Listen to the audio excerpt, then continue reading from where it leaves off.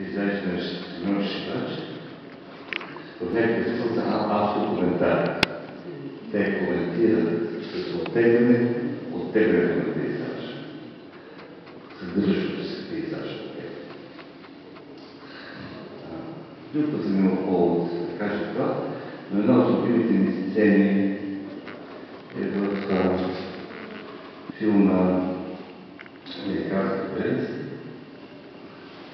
когато новите Ромео и Джулиета са в една стая на горния етаж, в долния етажата, който се разбира от идеологически копнежа по нацизма.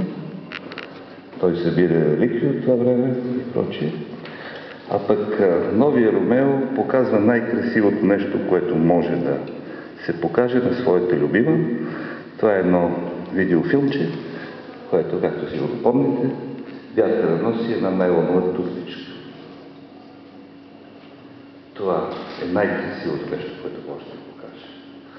Наистина е така, защото това е постидеологическо поколение и в тази гледка няма никакви значения.